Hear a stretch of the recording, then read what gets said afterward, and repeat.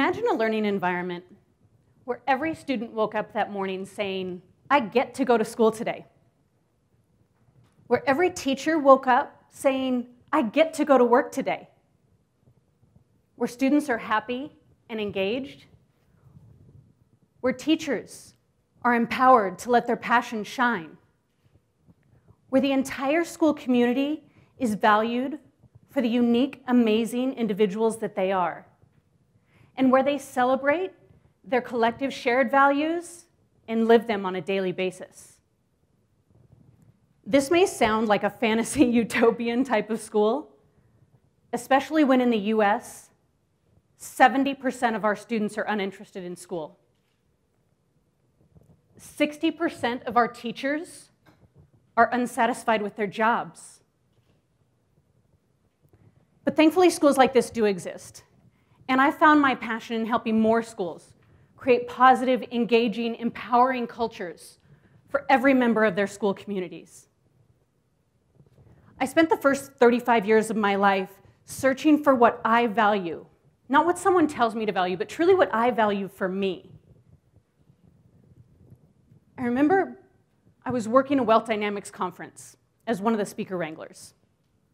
And I remember having a conversation with Roger Hamilton, the founder of Wealth Dynamics, and asking him, I'm passionate about so many things. How am I going to find the one that's going to lead me to the fulfilling life that I desire? And he said, try them. It'll happen. Trust the process. I remember thinking to myself, great, that's so not what I wanted to hear. What I wanted to hear was, Sandi, you're great at this. Go do that. That's exactly what you should do. At the same time, knowing myself, I bumped my head up against walls all on my own just fine. So what I decided to try was business coaching. I had been working in corporate America in several executive and leadership roles and really loved training and coaching others. But how in an economy that at that time was struggling, how was I going to start a consulting company?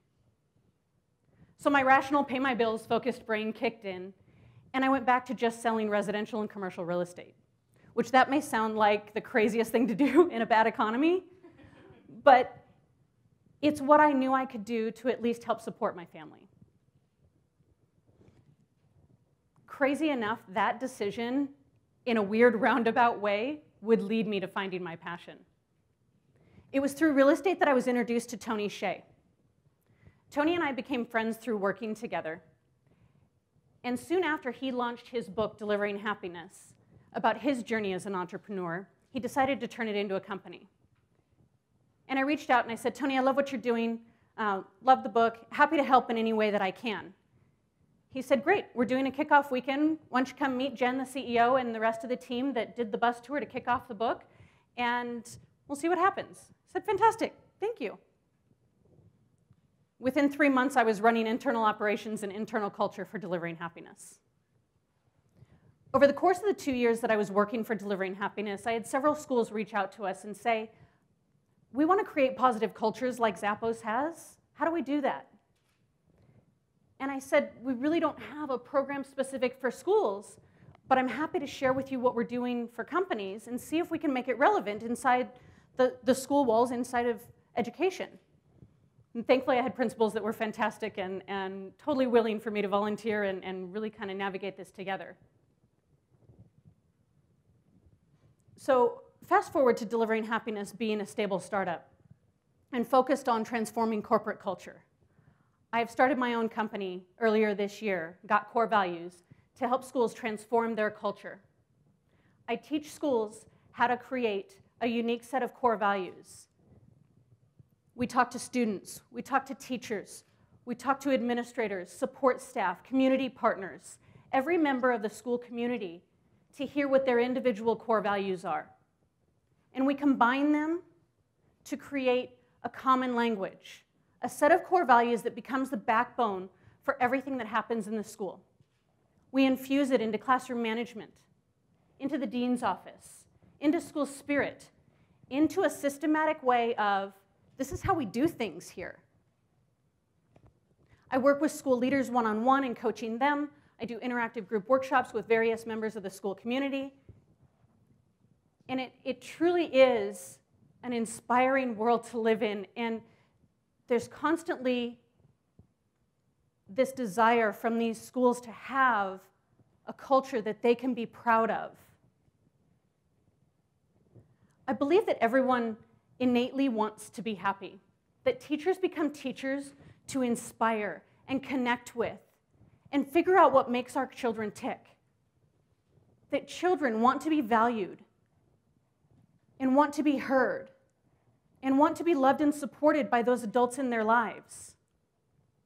I have countless examples of this every day as I'm working with schools. The band teacher who says that even though he's afraid for losing his job every day, he's the reason a lot of students even come to school at all.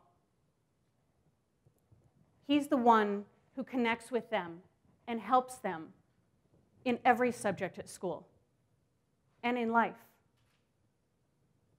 The ROTC teacher who tells me that students end up in his classroom during lunch to be safe, to avoid the nonsense of what's going on in the quad. The Star On student that I talked to, who's in the Star On program because he's not making really good choices. And at 16, he's been in jail 4 times. And he says no one cares about him. His mom doesn't care. He's out till 11 or 12 o'clock at night at the skate park riding his BMX bike. But as I got to know him and heard more about his passion of riding this BMX bike, I began to ask, well, who does care about you? He's like, well, Mr. Brown does, who's the Star On teacher. He's the reason I come to school every day.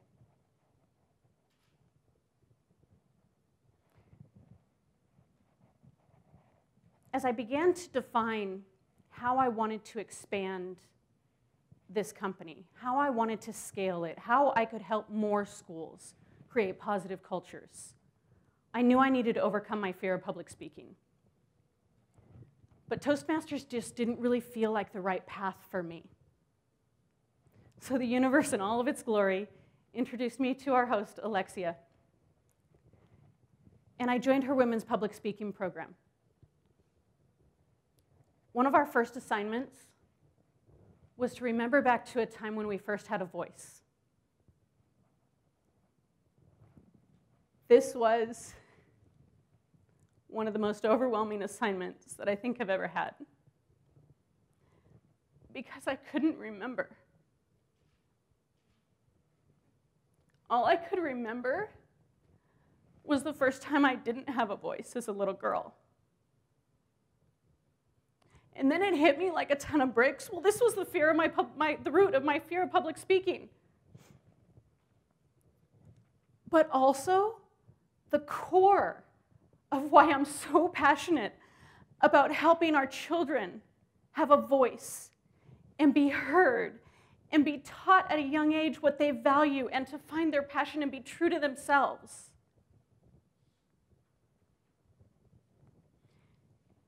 If we don't change our school cultures and create a positive learning environment for our kids and an empowering environment for our teachers, then we are destined to remain a society that is victimized by negativity. And it feeds into this cycle that we all talk about escaping from in order to go on vacation.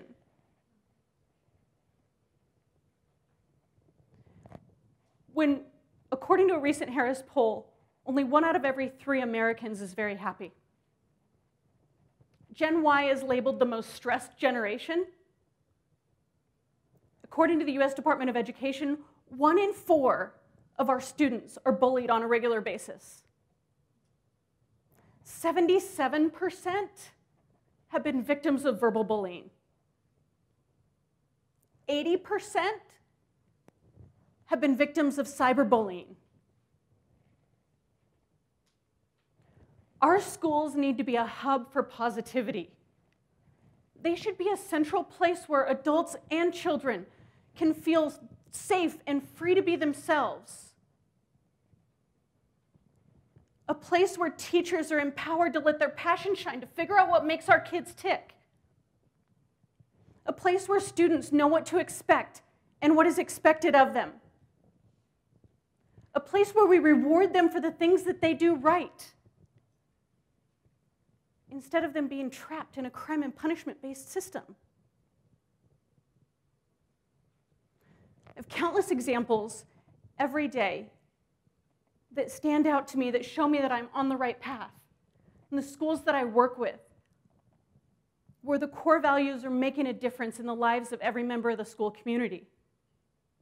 A student at West Career and Technical Academy, as we were going through the core values creation process, she ended up saying thank you to me when she was one of the group that actually was able to wordsmith their core values beautifully and turn it into the acronym WEST family, with the W standing for work hard with perseverance, and so on and so forth, to create their core values.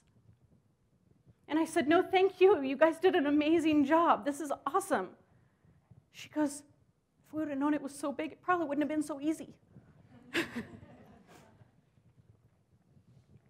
Come to find out, she had been getting in a lot of trouble at school. And when we asked her and the rest of her group to be the ones to unveil the final version of the core values to the teachers at Staff Development Day, which is a day off for them, they all showed up dressed as if they were going to a job interview, very proud and beaming. And again, she thanked me. And I said, no, thank you. You guys are awesome. And the teachers around that heard her thanking me said, we've seen a difference in her. Her grades are improving, her behavior's improving. She was ready to be seen and heard and valued for the unique, amazing human being that she is.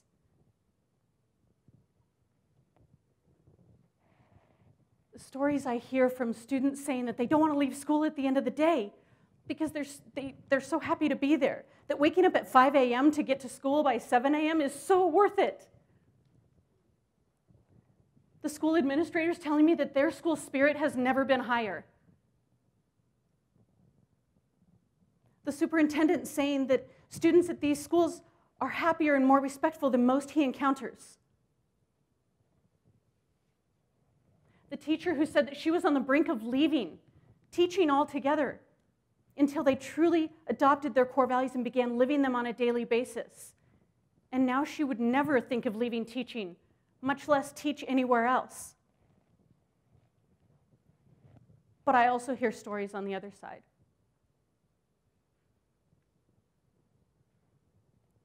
Stories of the teacher who is struggling so much with classroom management that she sent a student to the dean's office for a dress code violation for what was on his socks. When the story at the other end is that student is homeless. He had just been kicked out 2 days prior from his grandfather and wasn't allowed to go back home to get any clothes or anything. And he's working at Walmart to save up enough money to get an apartment in order to make something of himself and graduate high school. And he thought the socks were cool and didn't think anything else of it. The administrator who's struggling so much because he just wants to be empowered to make a difference in the lives of these children, but yet he's bombarded with another program and another initiative that he doesn't believe in, but he's mandated to do.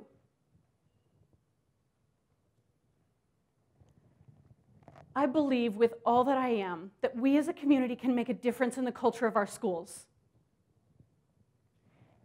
If we live true to who we are and what we value as individuals, and we teach the children in our lives to do the same, and we give them a voice, and we tell them that they matter, then we will change the core of education in this country. And we will create a positive environment where these children create lives that they're proud to be living and find their passion in the careers that they choose. My wish for all of you is to be true to the core of who you are and to inspire the children in your lives to do the same.